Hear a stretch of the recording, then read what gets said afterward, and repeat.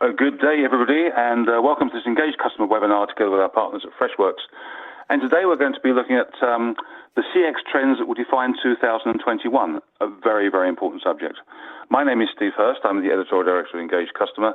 I'm delighted to be joined today by Adrians, best-selling author and CX leader, and also Simon Johnson, General Manager of the UK and Ireland at Freshworks. So welcome today, guys. We're also hoping to be joined by Joe Coulson, Chief Executive of the Institute of Customer Service, and we're hoping to get Joe on the call very soon. I won't say too much more other than to really stress the importance to our delegates of asking questions. We do love your questions to come in, and we'll ask as many as we can during the 60 minutes of this webinar. But what we can guarantee is that any questions that don't get answered during the course of the webinar will be answered afterwards. So none of your questions will be wasted. So please do keep them coming in. I'm not going to say any more now because it's very important we get on with. We've got lots to get through, lots of really interesting information. And so without further ado, I'm going to hand over to you, Simon. Fantastic. Thank you very much. Thanks, Steve. And of course, welcome to Adrian. And we have our first live example of working remotely and the problems that it can bring in 2021. So without further ado, let's crack on, and we're hoping dearly that we can be joined by Joe as soon as possible. So today, what are we talking about? So this is our first in the series of Expert Insights CX of 2021. Obviously, we ran a few of these last year with great effect. And today, what we're really talking about here is the CX trends that will help define 2021. We'll be utilising two specific contents that we covered some of last year, and we'll be pulling out the best parts of them, and Adrian will be giving his excellent and incredible insights into how he sees the year panning out. And those two, of course, the CX mandate, and of course the CX Insights report, which I'll cover for you in just a second. So the fight to achieve a market-leading customer experience is increasingly feeling like a maelstrom following what happened last year. Firms are really struggling to keep up. And if we just go back several months, again, firms were dealing with massive amounts of competition and disruption in the market. Artificial intelligence, automation, big data, omni-channel customer support, and everything else that goes along with it. And then we were hit by the pandemic. And things changed again. And they keep changing. And again, we're in a lockdown now, so things are changing again. So in this session, like I said, Adrian and I, and hopefully Joe, who are the go-to people in the industry for this, are going to unpick some of these challenges again on how we think things are going to pan out in 2021. Firstly, quick introduction by means of myself. So I think hopefully you've seen me before. My name is Simon, and I'm the GM for the UK region in Freshworks. I've actually been at the company about 6.5 years, and I've seen the company grow from just 140 people to just under 4,000 people globally during my time. So I've really been on a roller coaster. And what that's given me is an amazing insight, actually, into the growth of the CX and EX space over that period of time. You know, this is pre-WhatsApp. This is pre kind of video chat. This is way pre-Zoom. So really have seen many changes over the years. Freshworks, again, for those of you that aren't aware, quick introduction. So we've been around for just over a decade, and we have a real momentum behind us, basically. So we have just shy of 400 million in investment, mainly from Google and Sequoia and Accel, so three of the biggest investors in the market. We have significant revenues, significantly over 300 million actually now. So we're making great progress. 40 to 50,000 paying customers using across our technology stack. Like I said, we have omni-channel external support, which obviously we're covering now, but we also have internal employee experience and also CRM solutions as part of our product suite. I always like to say we did have 13 offices. We now have about 4,000 offices globally. So we're trying our hardest to pull all of the tech together, and of course we cover all edges of the globe with our data center coverage. So let's move on then. So I mentioned the two reports that we'll be pulling our information from today, and hopefully you've had a chance to read them. But perhaps we can give you a link to these downloads if you haven't seen them. They contain a huge amount of information that's very, very valuable. So the CX mandate is a survey of over 1,500 leaders from around the world, basically. Like you can see, 200 of which are in the UK. So some really key data. Insights include a rise in chat and messaging, as you'd probably expect, the likes of WhatsApp, Business App, Apple Business Chat, and others, and perhaps even even more lately, the likes of Signal and Telegram that seem to be taking a footprint. AI and automation, obviously, always on everybody's mind, and growing massively. We've seen a huge uptick in the demos and requests around AI. For all kinds of solutions, and obviously the future of work. So it talks about what is remote working and what is living at work, and what does it mean to your particular environment. In combination with our CX insights, so here we actually pull together all of the thoughts from our top professionals, and we've put them in the form of 2021 trends, and this is where we're going to be trying to pull some of these trends apart today. So without further ado, then I'll push on, and I won't introduce Jo because she may not be joining us, but I will of course introduce Adrian, who I'm sure many of you have heard of before. Adrian, huge fan of organizations that do great things for their customers, basically, hence he's the perfect person to have on the line now. He's been helping many to achieve their own level of greatness over dare I say, a quarter of a decade via consulting, writing, speaking, workshops, many other areas of strategy. So the perfect person to lead us in this conversation. Adrian, take the floor. Hey, Simon.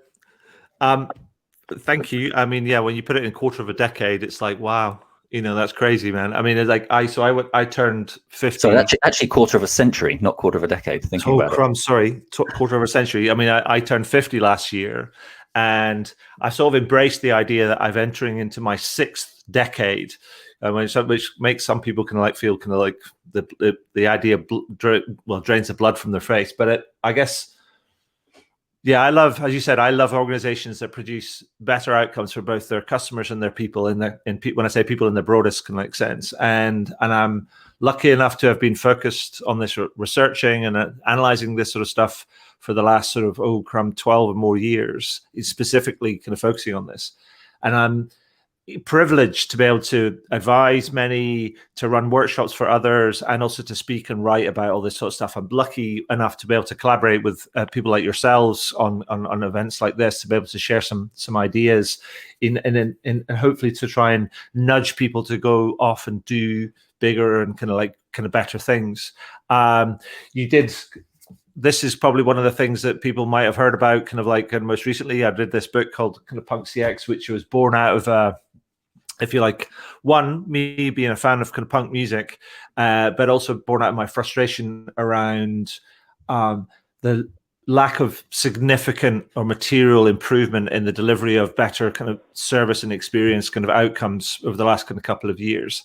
And I guess it's a challenge to thinking. It's a manifesto for change. It's just throwing down the gauntlet and going, come on, people, let's do better, because our customers are waiting for that.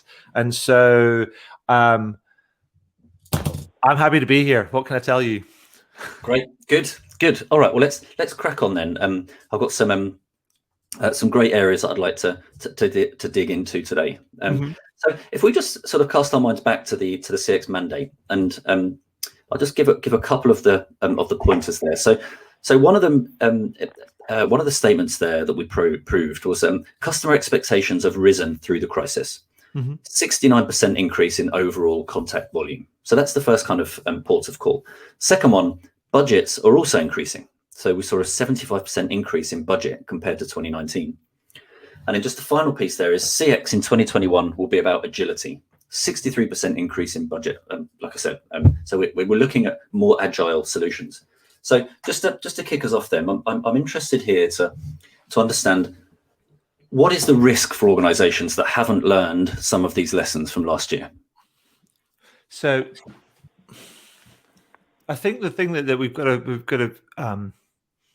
we've got to recognize is that, things, I mean, it's obvious to say things have fundamentally changed, but actually it's easy to attribute all of that to the effect of the pandemic and the move to remote working and the massive shift to digital, and it's just kind of pushed up sort of demand and had people to force people to redirect resources to the kind of the front line and to adopt more agile kind of like solutions. Now, the problem is that I actually think, and I spoke to Olaf Scheibergson, who is the Chief Experience Officer at Fjord or Accenture Interactive, and he kind of put it in a really kind of interesting way where he said, look, the threat of the pandemic, the health impact of the pandemic will recede. But I think the level of disruption that we've seen around sort of technology, industry disruption, market disruption, all that sort of stuff, he says, I think that's just gone up a level. And what we need to realize is that we've been able to achieve some incredible things over a short period of time, but that's set a new tempo.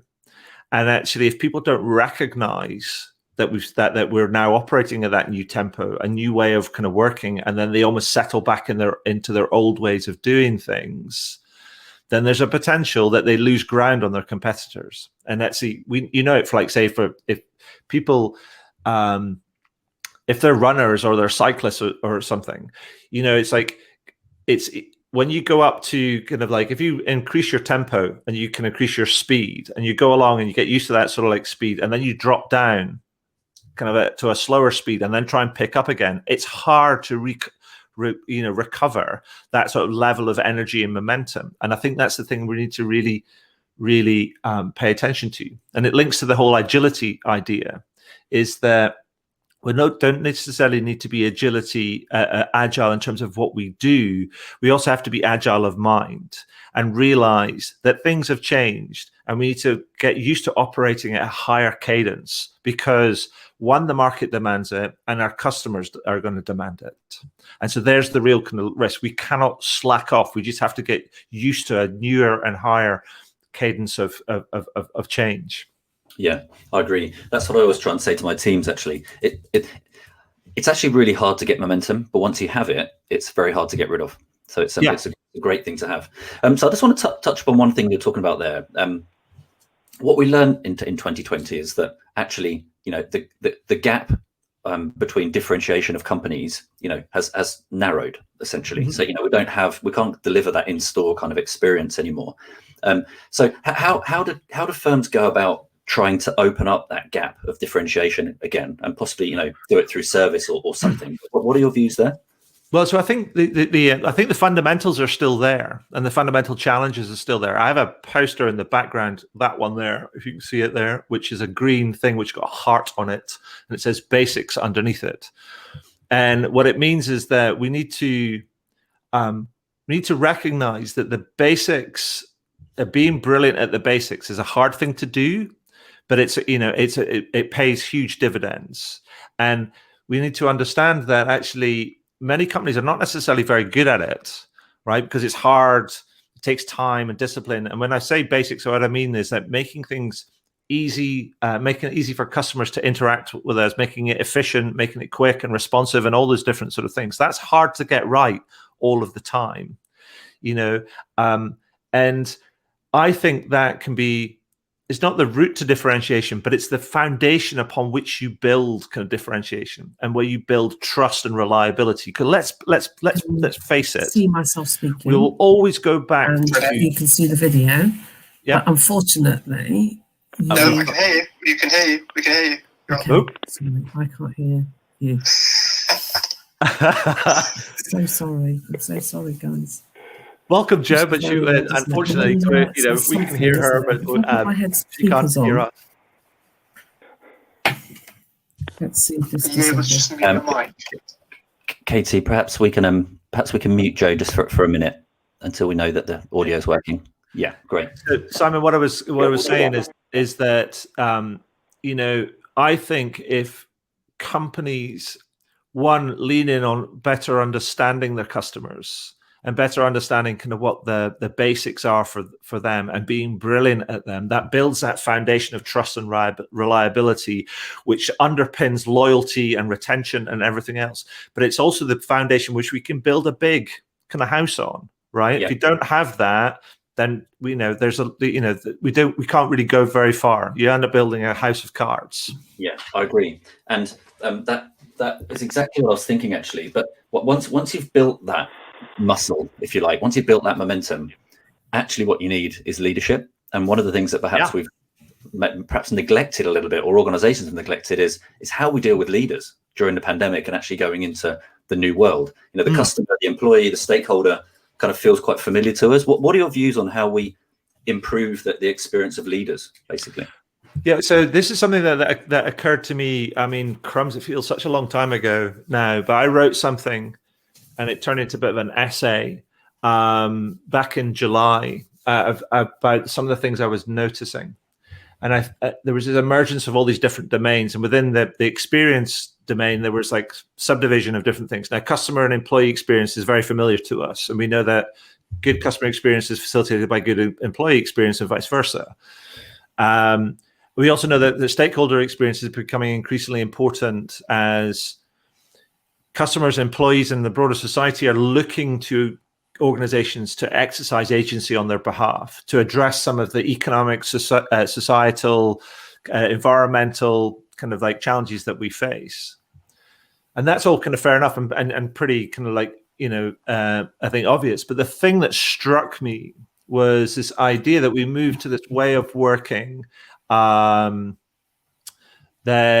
put a more remote way of working, or hybrid way of working, put so much stress on leaders, which we didn't necessarily acknowledge. And actually, to your point, is that I think it showed up as being the Achilles heel in many organizations. Many organizations that had invested in their leadership had fared well, but other ones kind of saw signs of stress coming through. There was research that came out that said throughout the kind of the initial kind of period of the lockdown, the first wave of the pandemic, that employee engagement numbers were generally on the up, but actually, when you look at it from a leadership and a middle management perspective, that leadership, those engagement numbers were actually starting to dip as we start to see signs of stresses and strains. Now, I think that's because we made assumptions about leaders and their ability and capability to work in this new environment, and I think we need to recognize that that's a false assumption. And we need to support the people that we're asking to look after our people, right? It feels kind of obvious when you spot it. So I think the organizations that have done it and have fared well have really invested in their leadership, and have really invested in and really looked at what it is to be a leader in their organization. So hence why I think going forward, when we move to more of a hybrid model, that organizations that will fare well will be the ones that scrutinize and understand the experience of their leaders and what they need to do to kind of to supplement and to support that, and how it kind of fits in with the whole customer experience and also the employee experience. Yeah, I agree. And we're going to hopefully, Joe, do we have? Hello, can you hear me, guys? Yeah. My sincere apologies to you both and to everyone that is listening. Sorry, and I apologise that I said, "Oh God, can you hear me live?" and everybody else. So it's great to be with you. So wonders of modern technology. So I'll just sit here quietly until it's my turn. But great to be.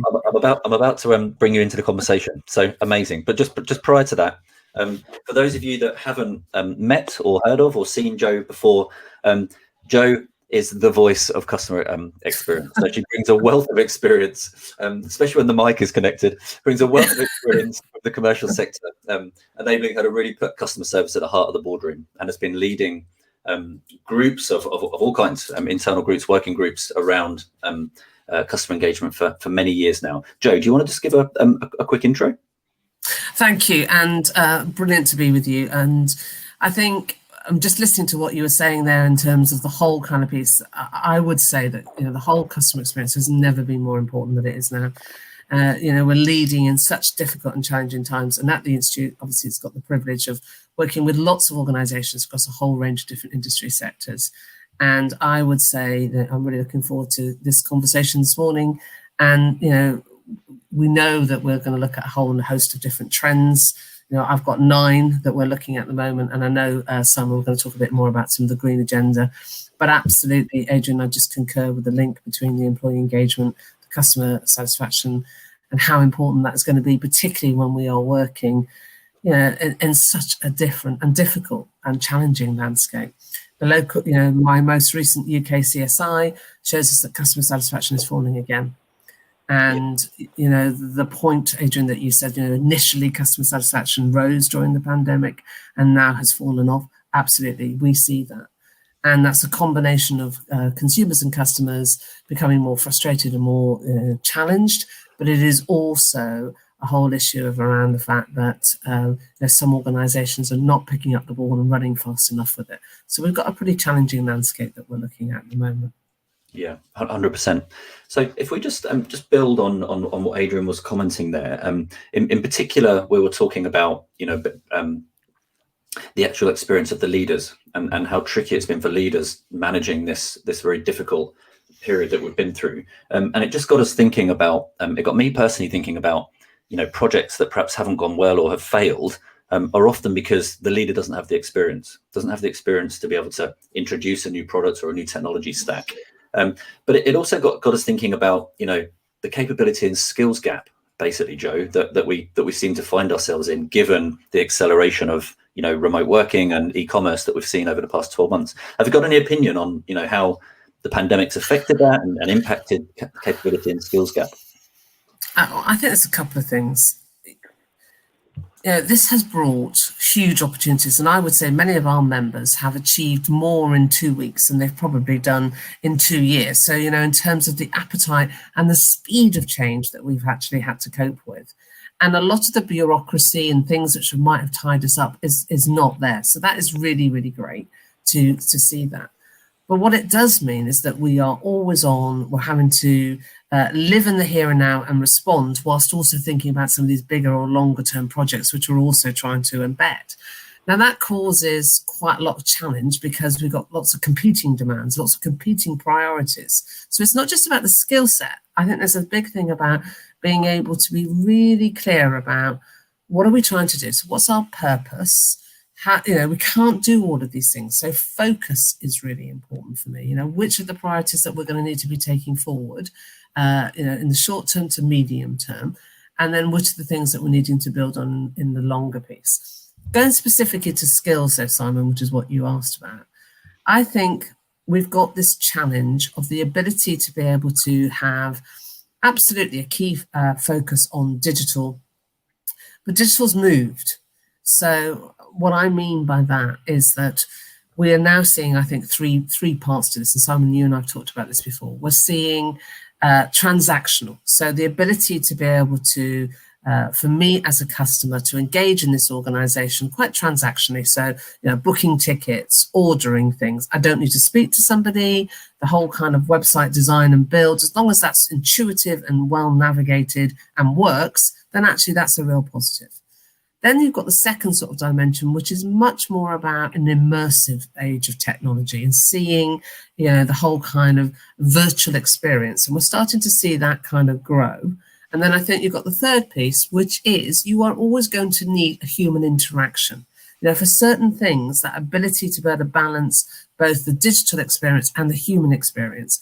What we're seeing is consumers are more stressed, they're more worried, they are more concerned. The top things that people are complaining about in the UK CSI is not finding the right person to be able to speak to, is around the quality of the experience that I've actually had, or not being able to get what I actually need.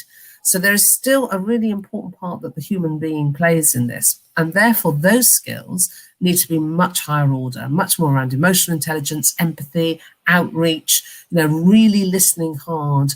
And that always, because they are, our operatives are experiencing, I guess, some pretty challenging things at the moment too. The whole area of resilience and being able to pick up on that, I think, is a key area that we as leaders need to make sure that we're supporting our people with. Yeah, 100%, and I echo your thoughts completely there. Just myself, I have a relatively large team, but I haven't seen them for a year, and it becomes very, very difficult to really understand what's happening out, in people's homes, and how they're delivering the level of service that they can do, living in a shared accommodation, for example, or something similar. So really key that the leaders understand that and get to the bottom of exactly each and every particular situation. So I just want to just revert to Adrian here. Now, the words that came out there from Joe around focus and empathy. Now, there's a word that I've heard you mention before, which is a bit of a tongue twister, but musculature. The muscle memory of how we deliver focus and empathy. It doesn't just happen overnight. So, what are your thoughts there, and how we can deliver consistent focus and empathy for our teams?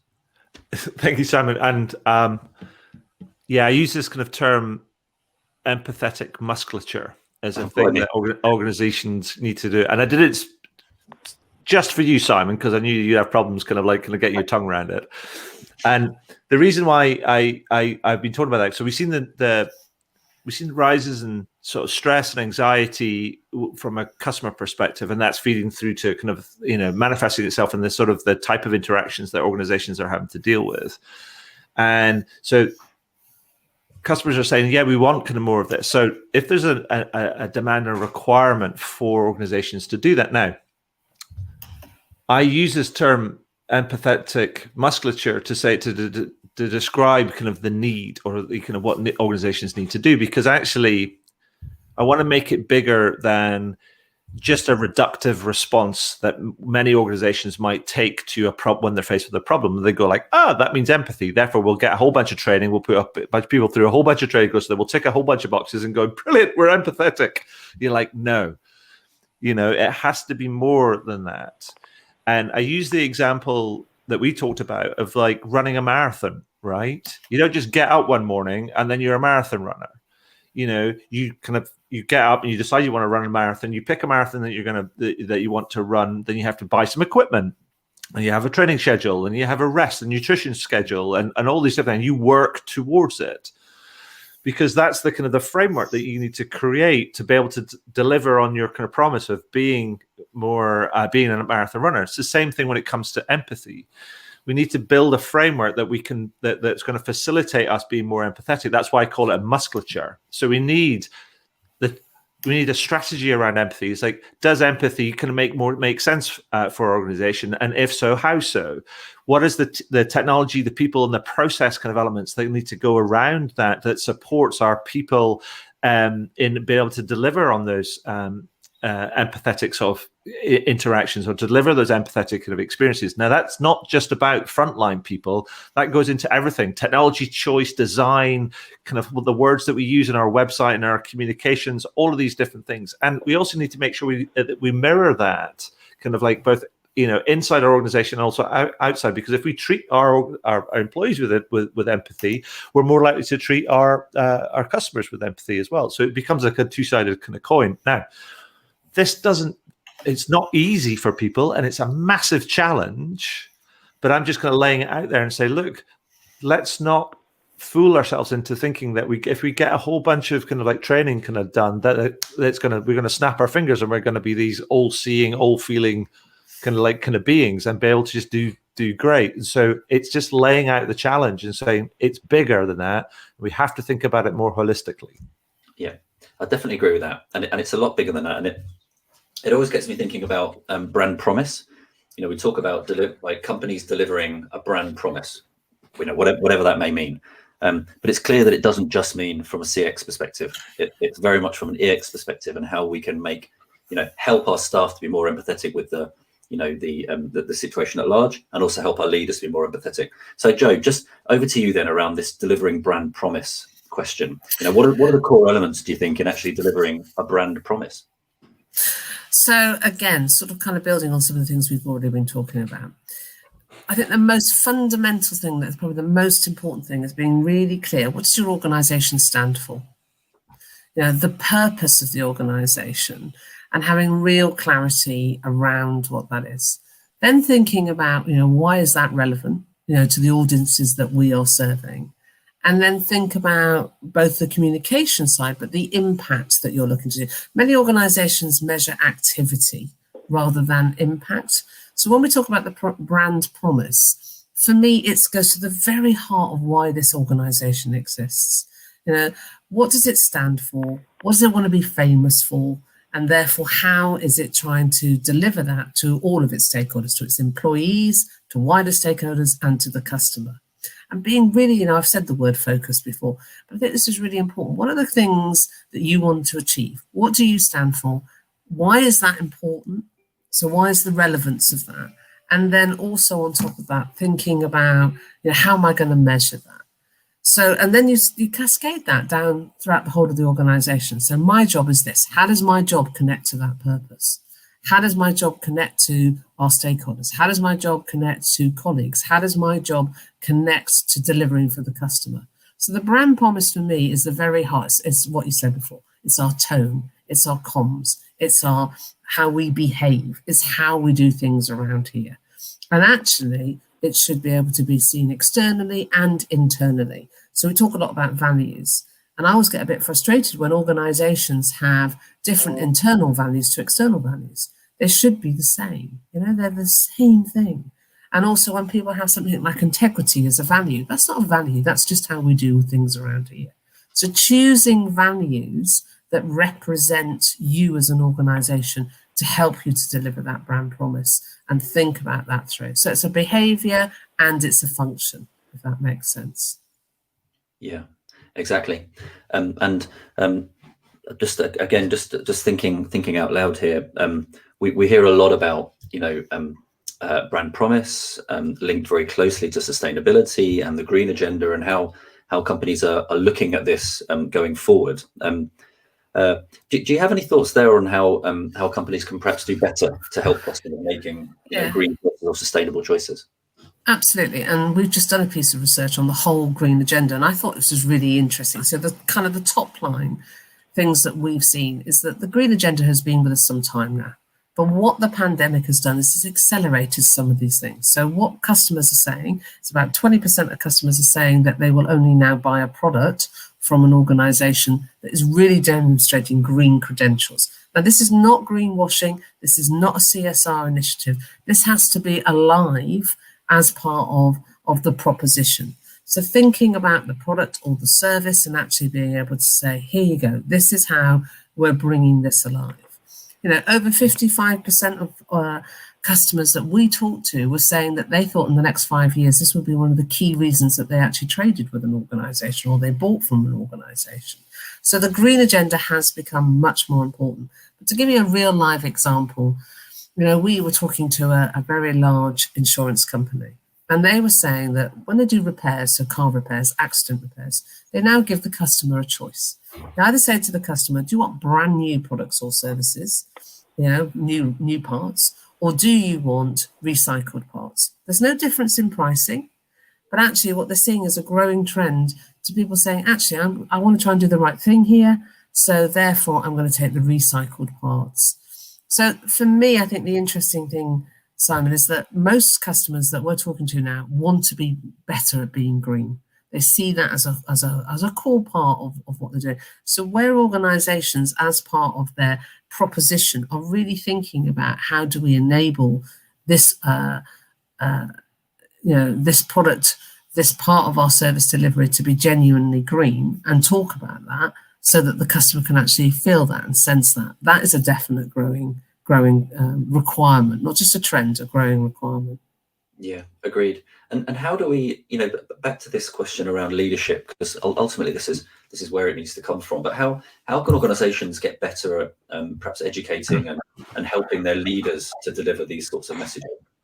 I think it's a really good point, because again, what we were seeing was customers were requiring this, frontline staff and service operatives are talking about it, but not as much in the leadership. So I think you have to again, it's about the whole service experience. You have to make that relevant for your leadership. So, what's the value of doing this? And, providing evidence, the insight from customers that are saying, actually, I'm going to choose product A over B, company A over C, because they are demonstrating those green credentials. So there's a big link here about actually demonstrating the value of this, but also reputational value, brand value, and building, what we've been talking about a lot this morning. We talked about empathy, but for me, there's a word around authenticity. And actually, organizations now have to be able to really demonstrate, what their purpose is, why they exist, what they're looking to do, and how they are doing that. And where they do that, clearly, succinctly, really with the customer in mind, but also the wider stakeholders, where they're showing how they're supporting their employees to be able to do that, where they're showing that they're supporting their customers to be able to do that. And what we have to do, I guess, in terms of education point, is really point out the business benefits. For a long time, I've talked about the business benefits of the customer experience, the return on investment. Those organizations that have a 9 out of 10 for customer satisfaction have a 50% higher level of reputation and have a 50% higher level than those under 8 for trust. So, there's a business value to both driving the green agenda, but also this wider customer experience agenda. Yeah, I love that. And comes back very, very strongly actually to the conversation Adrian and I were having there actually around differentiation. That gap, the gap has narrowed so much so that it's hard to know who to choose. And actually, brand loyalty has very much changed during pandemic. It doesn't matter. I'll flip between these products. Most products now are SaaS, let's say, software product. And it's very easy for me to move between products. But actually, what we're looking for is a differentiation. How do we somehow, stand aside from these other myriad companies? Go for it, Adrian. So I feel like I'm in class. Can I, please, sir?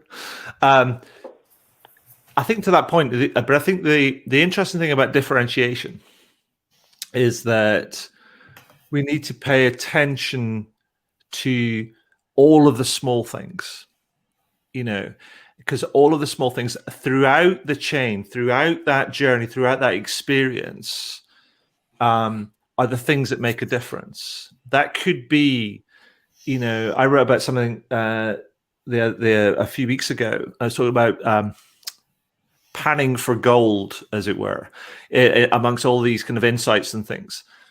And one of the couple of things that I came up with that I found that stood out for me was this idea that people are how we can use words better than we currently do to kind of evoke and describe an experience, and use the words that come back from our customers to help kind of communicate to our customers in terms of what they get from us. So, it's almost a bit like we need to, there's an opportunity here to elevate our use of words, or kind of how we communicate with our customers, whether it's just the written word or it's audio or it's video or whatever. And it's a real opportunity, which I think is left kind of to chance in many ways. And then the second thing is that there's these little bits of the chain that sometimes get overlooked. And I have a personal example, which is, and I'm pretty sure I'm not unlike many other people that have used food delivery services a little bit more over the last kind of few months than I might have normally, because we might have just gone out to eat, right? But what we noticed is, myself and my wife noticed, is that when you get food delivered, many of the packaging is pretty much the same, much of a muchness. Mm-hmm. And then I had one particular restaurant who their packaging just looked different, right? It was well designed, it was well created, choice of packaging material, it was all kind of like sustainable, kind of like recyclable, all this different things. It just looked like they'd taken a bit of care and attention to it, and it just made them go, oh. And it's those little things that can be the thing. Now, the food was great as well, but it was great accompanied by having really kind of like nice packaging. So I think it's illustrative of all these little things. We've got to almost like pay attention to all the little things, because and actually we do make all these little kind of changes and see the opportunities. Then that's where the real differentiation can come. Sam, can I just build on that, because I couldn't agree more, Adrian, and I think it's really interesting. The brands that have done well through the whole pandemic have been those that have outreached and been very human. So they have been genuine. They have not been corporate. They've spoken in a term that actually resonates with me. So they've been much more connected to my situation, we've used the word empathetic. It's about genuinely understanding what I am going through. And where brands have done that, they have definitely, if you look at the top 10 of the UK CSI, if you look at those brands, and again, you can see that some of the more traditional brands actually have really kind of understood what I'm going through as a customer and try to connect to me and speak to me or connect to me in a way that actually has resonance to me. Your point about packaging, they've thought about that. They've thought about the whole experience that you are having, and they've tried to differentiate. And I couldn't agree more. So the brand promise is not just the words that we are saying, it's how it manifests itself in the product, in the design, in everything else that we're kind of looking to try and achieve.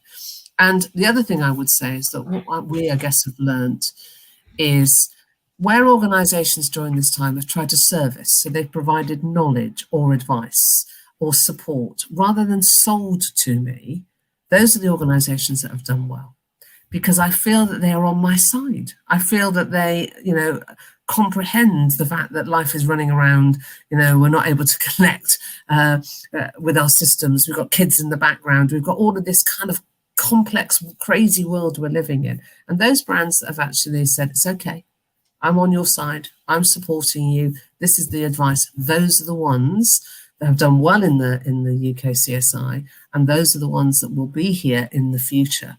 And I do think that we're starting to see quite a shift now. I've talked about this before. It normally takes over 6 months to really change someone's behaviour, and you've got to want to change. But we've been nearly 12 months like this now. So it's no good thinking that we're going to go back to how it was, because I don't think we are going to go back to how it was. I think we need to think really cleverly as organisations about what have we learned through this? What are we going to keep? What are we not going to keep going forward? And what does that mean for our customer proposition? Can I build on that, Simon, just to kind of almost turn the volume up on that imperative that Joe's talking about? Because I think what we also need to kind of recognise is that if we think about the broader macroeconomic situation, particularly in the UK and also but in other countries around the world, is that we're seeing a rise in unemployment, increasing number of redundancies, number of businesses kind of like wrapping up or being acquired, and so on and so forth. And so what we need to kind of understand from that is that there will be an economic tightening as kind of aggregate demand gets kind of like comes under some pressure. Right, so that's going to is going to add to kind of competitive pressures in the market. Now, as Joe says, that the brands that have positioned themselves as being helpful and valuable rather than actually kind of trying to sell their way kind of through this have the ones that have fared the best. Now, the brands that have remember the lessons of last year, how behavior kind of changed and what customers have want, and continue along that line and go against, if you like, their natural nature, which is for most organizations, traditionally most organizations, when they're faced with a dip or a downturn, they will try and sell their way out of trouble. Actually, what we need to do, they need to think about, how do I help my way out of trouble? And double down on retention and loyalty and the brand promise and being in the places and being helpful and valuable and all these different things. And that's a mindset shift, which is going to be difficult for many, but it's a really important kind of piece to add to kind of Joe's point, I think. Yeah, I agree. And in particular, I'll tell you what's really surprised me, and it like a breath of fresh air, really. It's not just the big, expensive brands that have gone to try and improve their delivery. What we've seen at Freshworks is a lot of the kind of lower cost retailers that have really, really stepped up their game. Traditionally, those are the guys that make a small margin, sell lots. But actually, even those guys are changing the way they're thinking about things and delivering a really great service, basically built upon technology, but also just the ethos of how they're training their teams. So it's amazing to see, actually. Just to build on that, Simon, if I can. So again, if you look at the UK CSI, though I said, it's been in decline, and why I am worried is that it's been in decline since July 2015, by the way. So this is not just a recent kind of decline. So there's some stuff here that we really do need to fix. But your point about the retailers, they were the only sector in the second half of the pandemic that have actually, the supermarkets, actually increased their levels of customer satisfaction. And the supermarkets have done well because of the amount of outreach that they have done. but they have also felt that whole kind of sense of, if you think about, there's one supermarket, has gone out very famously and said, look, I'm here to talk. I'm here to chat. And they've worn badges around saying, look, if you've got a problem, come and see me. I'll have a conversation, socially distanced conversation, but, I'm here, seek me out. Others have put on their websites, look, if you cannot get through on the web and you really do want to talk to us, here's a telephone number. So there's this kind of about choice and not just forcing people down a particular route. And what those organizations have done, as I said, they've been empathetic, they've understood me as a customer, and they're looking to try and connect in a way that is helpful and supportive. Exactly. Perfect. All right. I mean, great conversation. We could probably go on for another hour, actually. But let's open it up to the floor, I think, because there's a couple of questions that have come forward. So I'll pose those for you guys, and any other questions, please do post them on the chat, everybody. So the first one really is around investment. So it's what will customer service leaders be investing toward in 2021? And I guess this could be technology or training. But what are your sort of open thoughts about where to spend the money, basically? Joe, do you want to have a first crack at that? Yeah. Well, especially if we look back, just adding a bit more context, if we think about where this question might be coming from, we mentioned about budgets increasing by as much as 75% for some companies. So there's a real desire to improve the services and technology stacks maybe. So perhaps that's where it's coming from. Where do we spend this extra budget? Okay, so I think there's a couple of things. You spend budget by really understanding what the proposition is, and I'm getting a bit boring about this, and what the issue is and how you're trying to improve that. So I think that insight is definitely one of those kind of key areas, really understanding your customers better. So being able to take useful data and to interpret that well. So there's definitely going to be something around connecting information and data and insight to make that meaningful.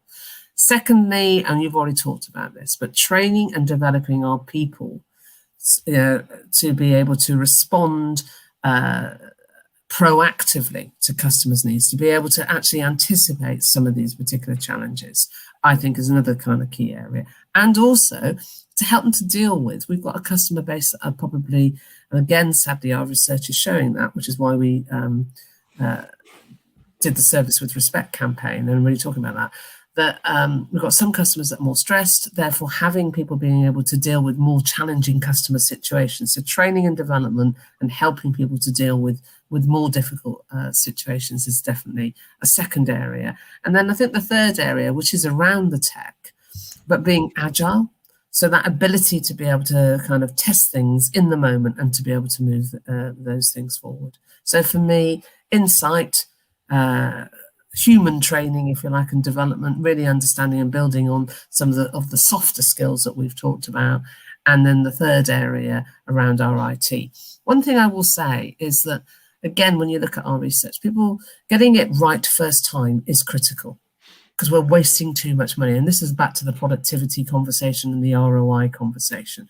So there is a need to be able to get tech to help us to get that more efficient.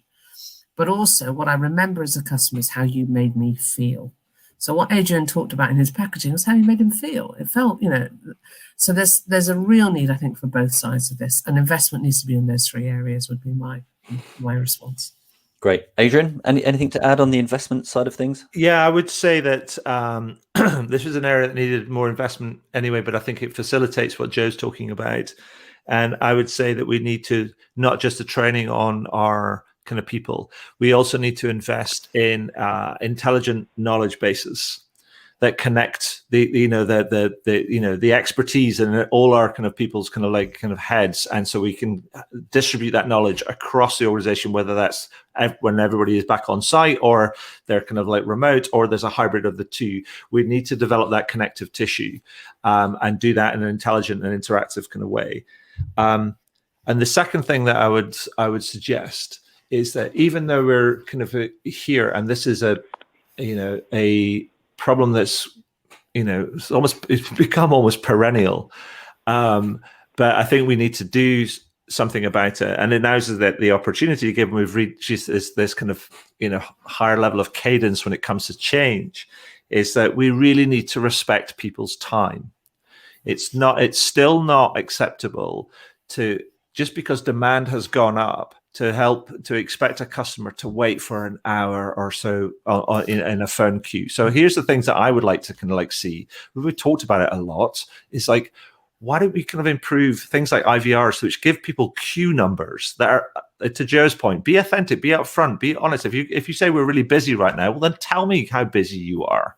If that means give me a kind of a queue number which says I'm on number 150, then I know that 150 with an estimated wait time, I'm like, I'm not going to do that.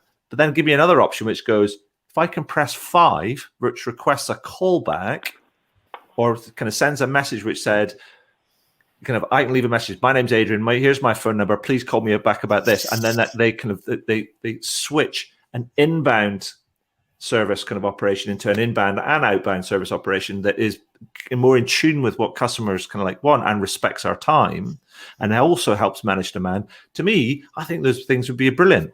Yeah, and customers would really appreciate those things. Yeah, I agree. I had a strange experience the other day, actually. I won't mention it, Taylor, but firstly, I couldn't connect to the website because there were too many people on the website. That was the first thing which kind of staggered me, actually. I hadn't seen that for a long time. The second thing, there was no active chat. So you couldn't actually chat to anybody, but there was an active video chat.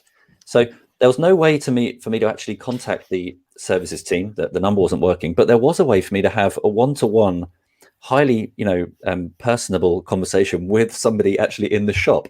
So we talk about investing in the right areas, and that for me, they've missed a step very much. Adrian, you're talking about, there's a lot we have to do to our muscle memory to improve the service we deliver.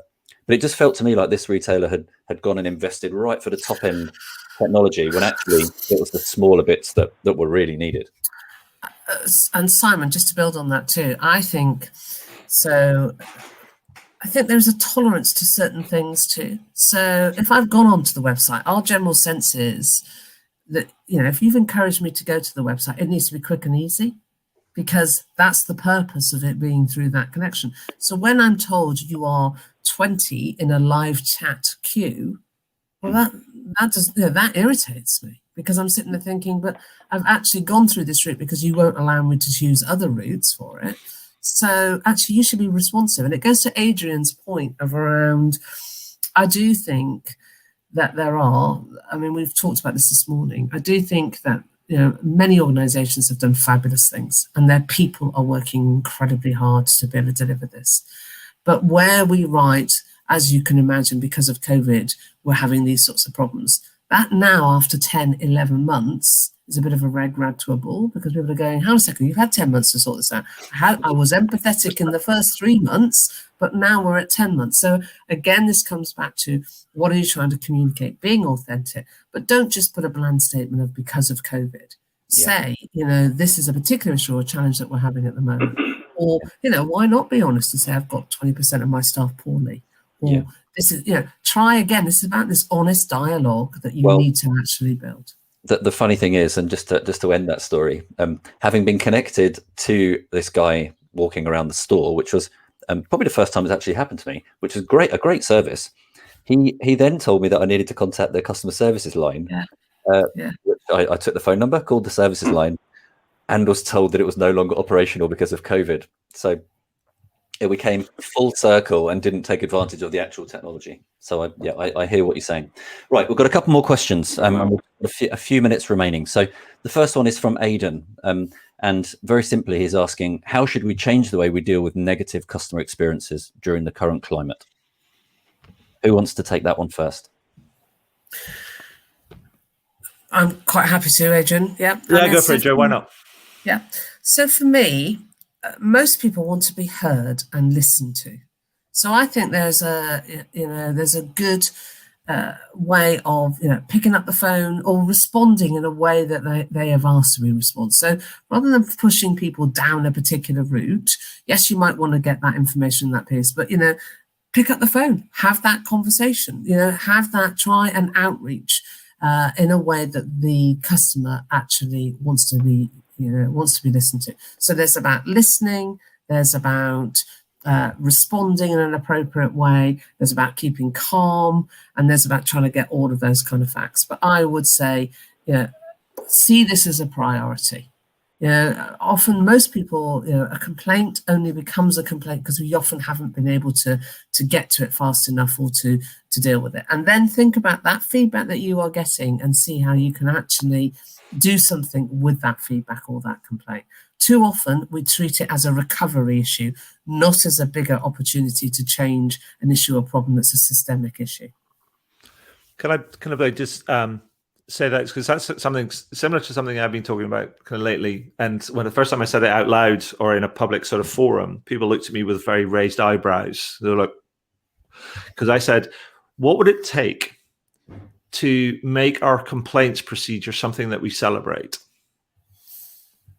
Because it exists in the dark corners of our organizational rooms, right? And actually, if we want to change, to Aidan's question, how should we change the way we deal with negative customer experiences in the current environment and current climate? Actually, I think we need to change the way we think about them. We need to kind of flip them on their heads and go, how can we make this not just something which feels like it's difficult to deal with, because that's the truth, that's the reality, they're difficult to deal with, but we need to see it as a real opportunity and flip and try and redesign our process or our procedures to deal with these things, to go, we're in this to win, right? Yeah. Not just to manage or cope with things. We're in it to win.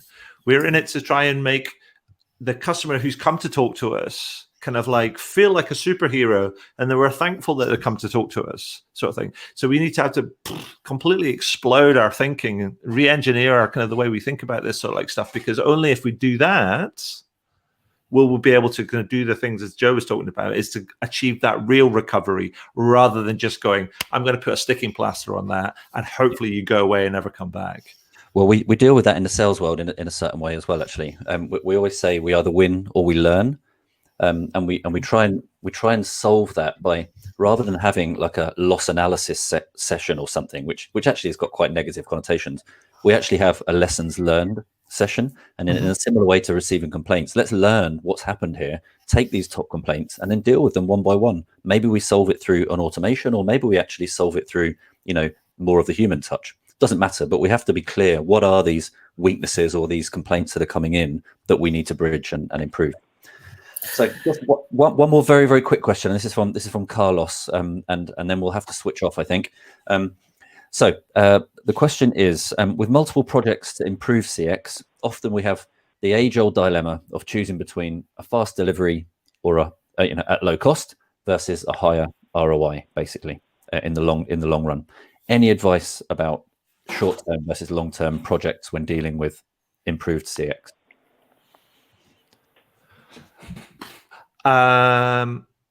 That's a really difficult question. I can put some of it if you want. I can take maybe 30 seconds. Well, yeah, no, I mean, I was just going to be able to say, if the thing that you could deliver fast at a low cost doesn't have any ROI, then why are you wasting your time on it?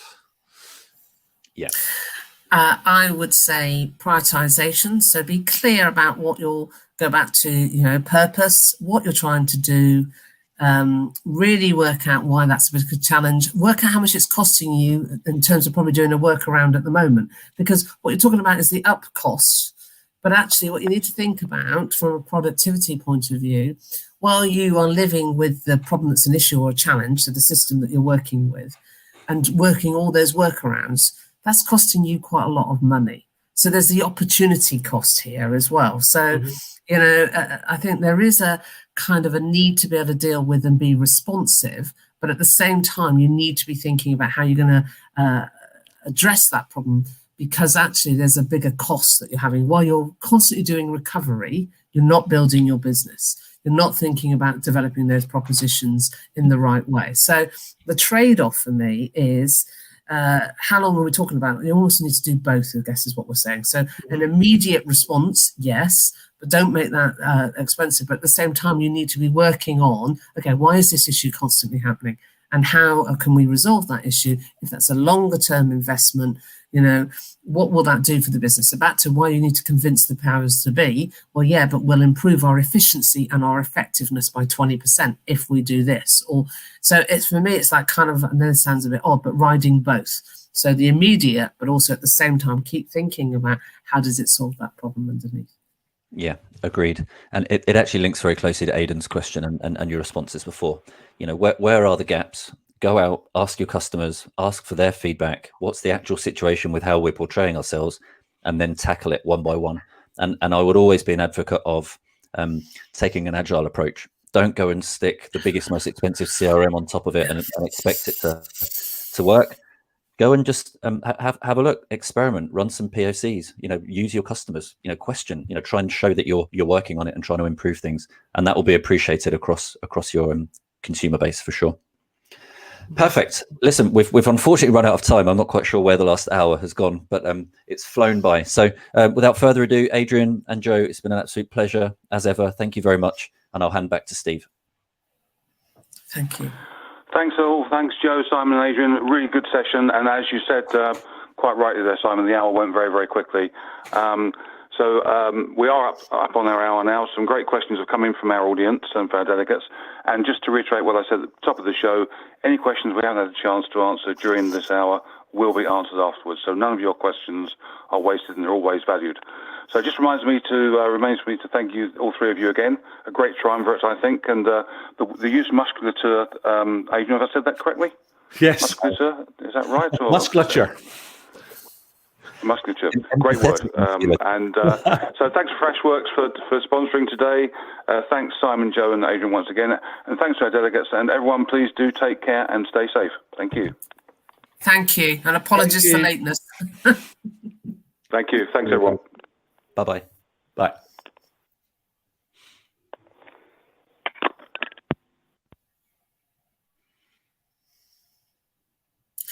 Adrian, are you still there? Yes, I am. I presume Katie